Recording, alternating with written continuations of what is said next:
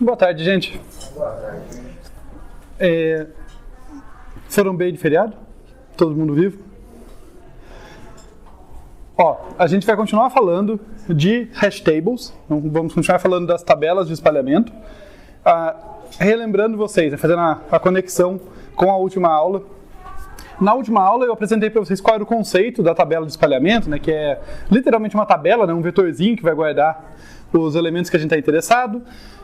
Falei para vocês que era uma implementação particularmente eficiente na prática, embora ela não tivesse uma garantia de pior caso e a gente explorar melhor isso, e na aula de hoje acho que eu vou conseguir fazer isso. Falei para vocês que ela era muito eficiente para implementar tabelas de símbolos quando eu estava interessado em busca, inserção e também remoção, embora a busca e inserção seja o que normalmente ela é excepcional, mas a remoção também ela é bem boa. E que o nosso objetivo era vencer a barreira do log, né? Eu comecei relembrando na aula passada, então relembrando o que eu comecei relembrando, né? Eu comecei lembrando vocês que, olha, várias abordagens que a gente usou que envolviam dividir sucessivas divisões do espaço de busca acabavam chegando num número logarítmico de passos. Busca binária foi assim, árvore binária de busca balanceada foi assim, skip list foi assim. Sempre eu estou dividindo o espaço de busca sucessivamente, de um jeito ou de outro, e acaba chegando num número logarítmico de passos. Eu quero, na prática, com essa estrutura, conseguir um número constante de passos. Um número de passos que basicamente não se importa se eu tenho 1000 elementos, 1 milhão de elementos, 1 bilhão de elementos, ele continua basicamente o mesmo tempo para busca, inserção e remoção. Ok? E no que a gente focou na última aula? Nas funções de espalhamento. Eu falei para vocês que, olha, tem 3 características essenciais das tabelas hash, das tabelas de espalhamento. Para ela funcionar bem, né? Uma boa função de espalhamento, que faz o quê? Basicamente o que o nome diz, espalha bem. Ela tem que jogar os itens, 2 chaves que diferem por um único bit, por um mínimo valor, tem que cair em posições muito diferentes, assim, para que a distribuição pareça uniforme. Eu falei também que dimensionamento de carga era crítico, mas a gente não falou mais dele, a gente vai falar hoje. E falei do tratamento de colisões. Tá? Fazendo a conexão agora com o finalzinho da última aula, depois que a gente estudou as funções de espalhamento, eu falei para vocês que não era algo exaustivo, mas acho que foi algo não trivial, né? A gente olhou dentro delas, então em vez de só acreditar que uma função de espalhamento espalha bem os itens, a gente viu os principais erros que podem ser cometidos, como fazer com que chaves diferentes, chaves que são palíndromos caem em lugares diferentes. A gente viu ali algumas estratégias para fazer uma função de espalhamento não trivial. Dá para estudar muito mais isso? Dá. Nós vamos fazer isso aqui? Não. Mas pelo menos a gente abriu a caixa preta, mexemos com ela, né? Vimos como que ela funciona, quais os erros comuns e tal. Vamos supor, tá? Eu não estou nem afirmando que aquela é uma ótima função de espalhamento, mas vamos supor que ela é boa bastante, que ela faz um espalhamento uniforme, sem grandes vieses, chaves parecidas, mas que diferem um pouquinho, caem em posições diferentes. Vamos supor que aquilo que a gente viu na última aula, né, a melhor que a gente viu lá, que a gente foi fazendo passo a passo, né, ela faz esse espalhamento muito bom. O que a gente mostrou no finalzinho da última aula, quando eu trouxe para vocês o paradoxo do aniversário, foi que mesmo uma função de espalhamento perfeita, que faz distribuição uniforme, quando eu tiver aproximadamente raiz de m elementos, né, sendo m o tamanho da tabela, né, sendo m o tamanho da tabela que eu estou trabalhando, quando eu tiver aproximadamente raiz de m elementos, eu já vou ter 50% de chance de que 2 elementos colidiram. 2 elementos, pelo mero acaso, mesmo que a função de espalhamento é super boa, distribui super bem, 2 elementos com chaves diferentes vão ser jogados na mesma posição. E raiz de m é muito pequeno quando eu penso em números grandes, né? Raiz de 1 milhão é 1000. Então quer dizer, uma tabela que tem 1 milhão de posições, pô, coloquei 1000, 2000 elementos lá, já é quase certeza que vai ter um conflito, vai ter uma colisão. E note que ela está com 0,1, 0,2% ocupada para esses valores que eu falei, né? 1000, 2000 elementos de 1 milhão é muito pouco de porcentagem de ocupação, mas já tem colisão. Então hoje a gente vai começar a aula falando de tratamento de colisões, como lidar com essas colisões que são inevitáveis. Mas aqui eu quero deixar uma coisa clara, qualitativa, tá? Uma questão qualitativa sobre as funções de espalhamento antes da gente avançar. Como colisões são inevitáveis, por melhor que seja a nossa função de espalhamento, por maior que seja a nossa tabela, sempre tem chance de acontecer, e uma chance não trivial, como a gente viu naquela análise no finzinho da última aula, é essencial tratar colisões e, de preferência, tratar bem. O que é tratar bem? Tratar com baixo custo e sem gerar aglomerações. A gente vai entrar em mais detalhes na sequência. Mas, para que a minha hash table seja eficiente, eu espero que não ocorram colisões toda hora, né? Elas são inevitáveis, mas não quer dizer que elas têm que ser prevalentes. Tá? E disso vai depender essa interação desses 3 fatores, né? Eu tenho que tratar bem as colisões, mas eu tenho que ter uma boa função de espalhamento e um bom dimensionamento de carga para que, embora essas aqui ocorram, né, esse mecanismo vai ter que ser invocado inúmeras vezes porque ocorre, não é para ser a maior parte das vezes, não é para todo elemento que eu colocar lá dar colisão. Tá? A ideia é manter sob controle as colisões. Se elas saírem de controle, por melhor que eu trate elas, se o número delas sair de controle, eu vou ter uma tabela ineficiente. Faz sentido do ponto de vista intuitivo isso? Tá legal, vou ver se eu tento desacelerar um pouquinho agora. É que foi o recapitular, né? A gente vai mais rápido. Tá legal. E beleza, então qual que é o nosso problema fundamental aqui, gente? Uma vez que eu relembrei que, olha, essas 3 coisas são importantes, e a gente vai começar a falar por essa aqui, tratamento de colisões. O nosso problema fundamental é que eu tenho uma tabela, vamos desenhar uma tabelinha aqui.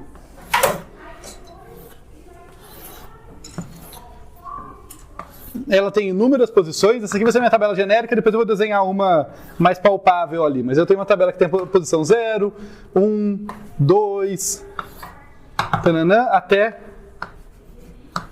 M-1, né? Ela tem tamanho M. E quem que vai me dizer onde que os elementos vão ser alocados a princípio? A princípio é porque o tratamento de colisões pode ter algo a dizer sobre a posição final de um item. Mas a princípio, quem vai me dizer? Quem é que me diz onde um elemento deve ser colocado? Tipo, eu vou colocar aqui, supondo que minhas chaves são sumiu a palavra. Supondo que as minhas chaves são strings, imagina que eu vou escrever hélice ali, né? É um nome. Quem vai me dizer onde que a hélice deve ser inserida, a princípio? Ó, gente, uma aula sobre isso. Vamos lá. A função de espalhamento, né? A função de hash. Quem me diz essa função de hash. E isso é assim, esses são os 3 pontos cruciais aqui para a gente se preocupar numa tabela de espalhamento. Mas se eu der um passo atrás, o ponto central é aquilo, brincadeira que eu fiz no início da aula passada. Lembra que eu falei, olha, se eu pudesse, eu faria um vetor com endereçamento direto. Quer dizer, eu pegava a hélice aqui, olhava para os bits que a chave dela representa e ele me dava um número inteiro e eu ia para aquela posição do vetor. Só que a gente viu que endereçamento direto não funciona, porque para chaves razoavelmente grandes eu vou ter um vetor também infinito, né, super rarefeito, quase todo vazio, só algumas posições ocupadas. Né? Então, quem faz o meio de campo é a função de espalhamento. Todo busca, inserção, remoção em hash table, independente do tratamento de colisões, vai ficar claro isso no nosso código, independente de como eu trato colisões, começa perguntando para a função de espalhamento, para a função de hash. Onde esse cara cai? Ela é literalmente uma função, ela não é só uma função no sentido computacional, né, que ela para ser implementada, mas ela sabe a função matemática? Você dá uma entrada, ela te dá uma saída? É isso. Você joga para ela a chave e ela te diz tal número, tal índice, que vai estar entre 0 e M-1. Tá? Então, é ela que começa me dizendo onde que o cara cai. E daí, para já partir para o nosso primeiro exemplo aqui, então imagina que eu vou colocar a hélice e, sei lá, a minha função de espalhamento, a minha F aqui, quando ela recebe a hélice, ela fala, deixa eu ver aqui meu exemplo para me guiar, ela fala 2, tá? Ela diz 2, cai na posição 2. Isso quer dizer que eu deveria inserir a hélice na posição 2. Eu não vou fazer isso ainda, porque o jeito que eu vou inserir depende do tratamento. Então a gente só está olhando para a função nesse instante. Tá? Então a hélice cairia na posição 2, mas a princípio tá bom. Se for que a tabela está vazia, eu provavelmente vou conseguir inserir. Daí imagina que chega, eu sou super original, então essa aqui é a hélice, quem que é o próprio? O próximo é o Bob. É para não ficar ABC, que seria sem graça, né? Então, chega o Bob, onde que é a minha função de espalhamento... Aliás, eu vou trocar F por H, tá? É uma função de hash, então eu vou chamar ela de H em vez de F. Então, onde que ele vai cair? Ah, ele vai cair na posição 0. Até aí, não tem conflito, né? Daí, pelo mero acaso, de eu precisar de um exemplo que chegue logo em algum lugar, eu vou chamar... Quem que vai ser, gente? Obviamente o Charlie, né? Então, o Charlie vai para a posição 2. E aí nós temos um conflito. Tá? Eu sei que é um exemplo bem bobo, mas é só para deixar bem claro, tá? Antes da gente entrar em código, matemática, isso, aquilo, isso é um conflito. É só isso. A função de espalhamento mandou 2 caras no mesmo lugar. A hélice é para ir para a posição 2, o Charlie é para ir para a posição 2. Tem que lidar com isso de algum jeito. Tá? Então, beleza, agora eu tenho um problema. Eu falei que essa era a minha tabelinha genérica, eu nem sei se valia muito desenhar ela, mas tudo bem, fica aí, não está fazendo mal para ninguém. Vou desenhar uma menorzinha aqui, que tem um M mais controlado aqui, uma tabelinha com M igual a 5.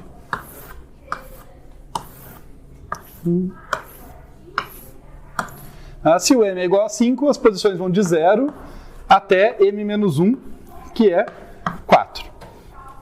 E daí eu vou fazer o exemplo aqui, tá, da nossa primeira maneira de tratar colisões, tá? Que é uma maneira, vamos dizer assim, coringa. Tá? É bem comum nas hash tables, mas em outras situações que você tem conflito, que tem algo parecido com colisão, a gente também vira e mexe e lança a mão desse recurso. Que é o quê? Usar uma lista ligada. Tá? Então o primeiro tópico aqui é o tratamento de colisões. Deixa eu pegar uma outra cor. É o tratamento de colisões. Aqui no item A, vamos dizer, usando listas. Então veja, quando a gente estudou essas coisas lá, em AED1, eram estruturas fundamentais que não eram um fim nelas próprias. Né? A lista ligada ela continua reaparecendo de um jeito ou de outro para resolver problemas aí em estruturas mais complexas, algoritmos mais complicados. Então, a ideia aqui do tratamento de colisões usando listas ligadas é que de cada posição que eu tenho, e por isso eu não rabisquei lá, não vai sair um elemento diretamente. Vai sair o quê? Uma lista ligada. Cada posiçãozinha do meu vetor vai ser um ponteiro para um nó de uma lista, ponteiro para uma célula de uma lista. Então, aqui, a princípio, eu vou colocar assim, que era o nosso símbolo, se vocês lembrarem, para apontador nulo, né? Mas daí a gente já vai começar a rabiscar aqui em cima, porque veio a hélice na posição 2, então quando veio a inserção da hélice, tá, estou supondo que esses 3 são inserções, né? Veio a inserção da hélice, eu vim aqui, percebi que era nulo, ok, então eu faço uma inserção aqui de um novo nó. Aqui, chave hélice, pode ter o conteúdo que quiser, mas eu vou omitir se o próprio desenho ficar mais simples, e apontador nulo. Então começou uma listinha na posição 2. Daí veio o Bob cai na posição 0, a posição 0 estava vazia, faço uma inserção na lista ligada. Chave Bob, e apontador próximo está nulo, conteúdo só está omitido, como eu já falei. E daí chega o Charlie, e um jeito mais simples, tá? Tem mais de uma maneira de implementar no detalhe ali, né? Lista ligada a gente pode inserir no início, pode ser que eu queira manter ela ordenada, tem mais de um jeito de lidar com isso. Mas eu vou fazer o mais simples para o meu desenho aqui, que é, quando chega o Charlie e quer entrar na posição 2, eu chego aqui e falo, pô, já tem a hélice. E daí eu penduro ele na lista. Tá? Como eu falei, vou fazer o mais simples para o meu desenho e colocar o Charlie aqui.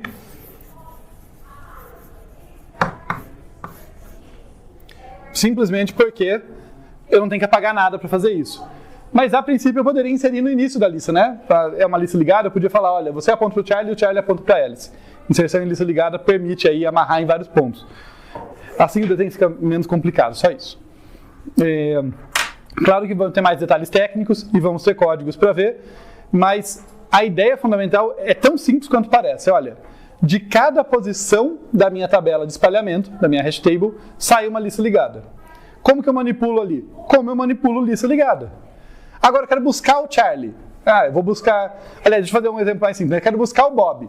Pergunto para a hash table, para a hash function, desculpa, para a função de espalhamento, onde o Bob deve estar. Deve estar no 0. Chego no 0, olho o primeiro item e achei o Bob.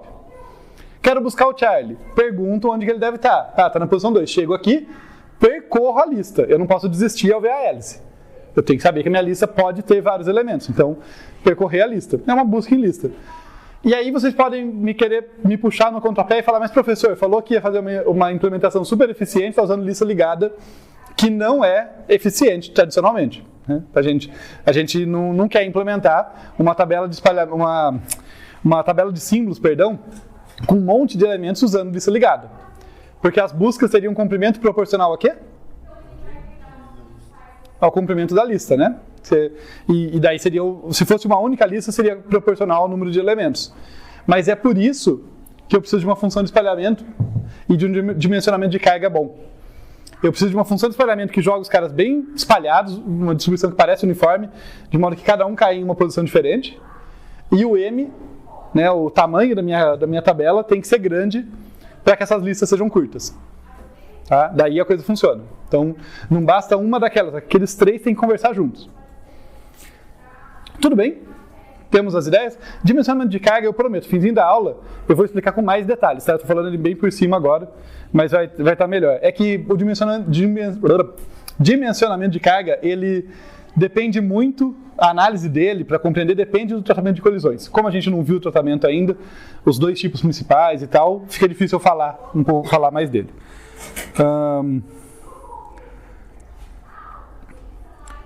Tá legal. E eu vou entrar em código. Na aula passada a gente nem viu código, né? Eu vou entrar em código cedo hoje, mas como eu acho que a lousa ajuda mais a compreensão, deixa eu comentar a lousa e conversar com vocês, né? Deixa eu chamar a atenção para algumas coisas aqui. Tá. Como eu comentei, para fazer as operações aqui, elas só vão ser rápidas se as listas forem curtas, então isso está subjacente aí para mim, é importante que as listas sejam curtas. Fazendo uma comparação, e é meio complicado eu comparar agora porque eu não contei para vocês ainda qual é o outro jeito de tratar, mas eu vou jogar no ar assim, depois a gente volta e conecta. Um pró dessa maneira de implementar, dessa maneira de tratar colisões, é a simplicidade.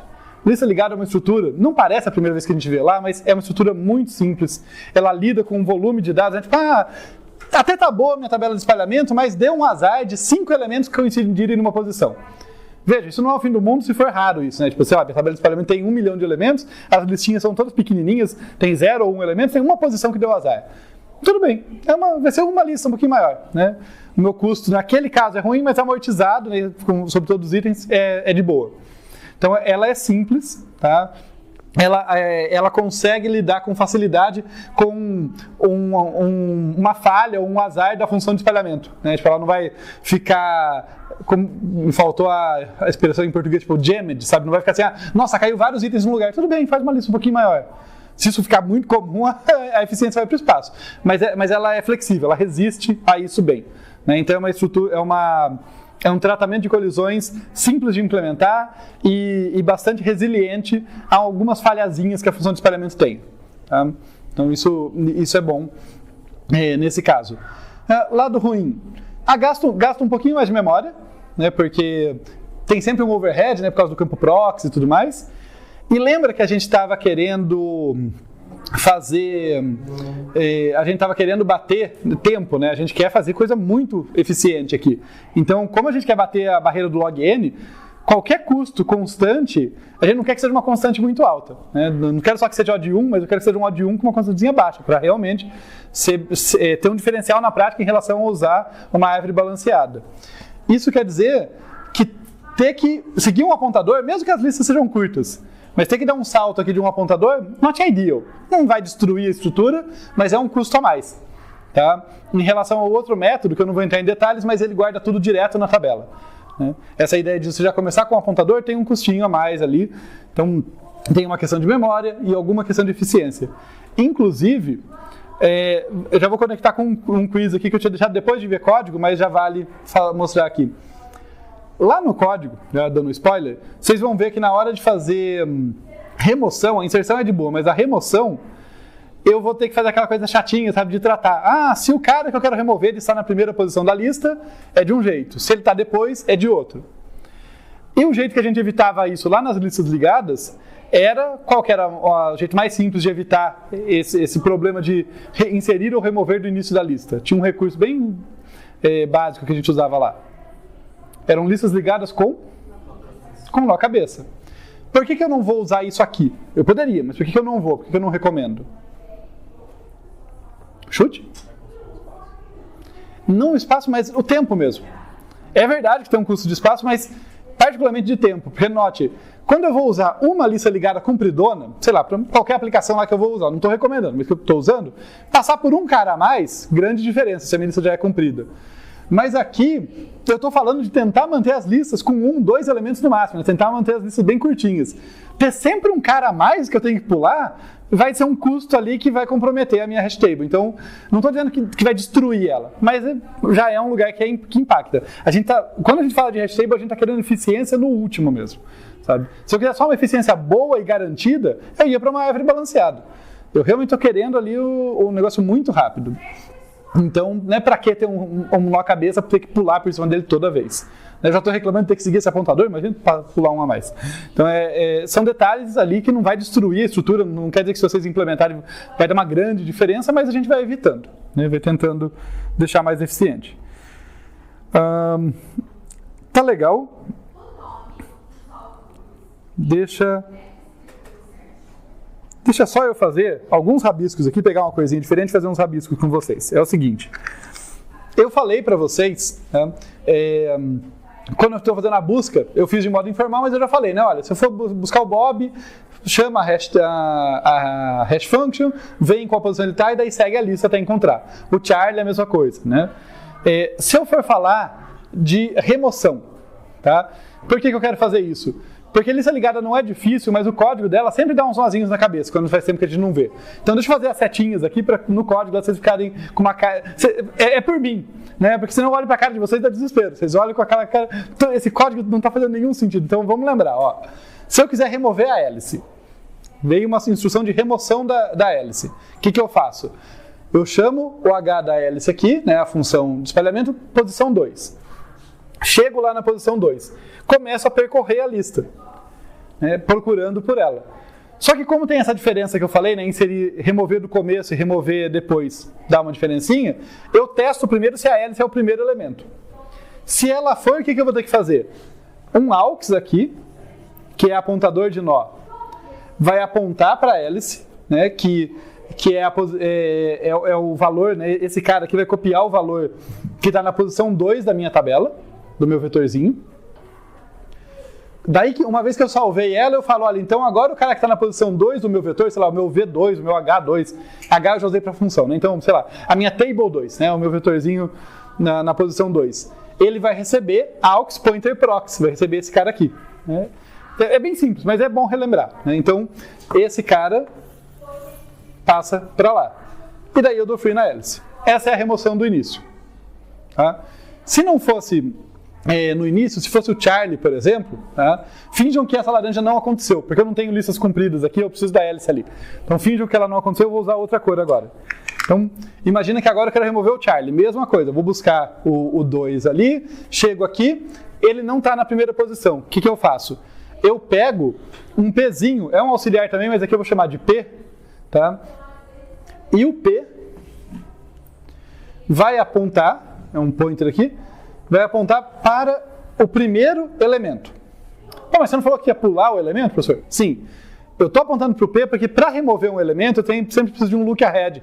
Porque senão quando eu chego nele eu não consigo desamarrar ele da lista. Então eu estou apontando para o P, mas eu estou de olho no próximo, né? Estou supondo que eu já testei o primeiro cara aqui, não era, o Charlie não era o primeiro. Então eu olho e eu vou avançar com esse P aqui, enquanto o P pointer prox não for nulo, e P pointer prox não foi quem eu estou procurando. Em um caso eu saio porque eu desisti de remover, o cara não estava lá, então não dá para remover. É o caso de encontrar P pointer prox igual a null. No outro, P pointer prox tem a chave, né, a chave dele é igual à chave que eu estou procurando. É esse caso. P pointer prox é o Charlie, né? Daí o que eu faço? De novo eu pego um aux aqui e faço aux recebe P pointer prox, que é esse cara. Ele vai guardar esse cara aqui para eu dar o free depois. P pointer prox recebe aux pointer prox. Então esse cara aqui recebe o que estava aqui. No caso vai ser o null, mas podia ser que a lista continuasse. Então desamarrei ele corretamente e daí dou free no aux. Não estou falando que é difícil, tá, gente? É só que eu sei como é o código. Assim, a gente estuda e fala, entendi a lista ligada, mas ele fica um tempo sem ver. Né? Vetor a gente nunca esquece, lista ligada a gente esquece como navegar nela e tal. Então, beleza? Relembramos? Agora vamos para o código então. Acho que as coisas que eu queria comentar com vocês eram essas.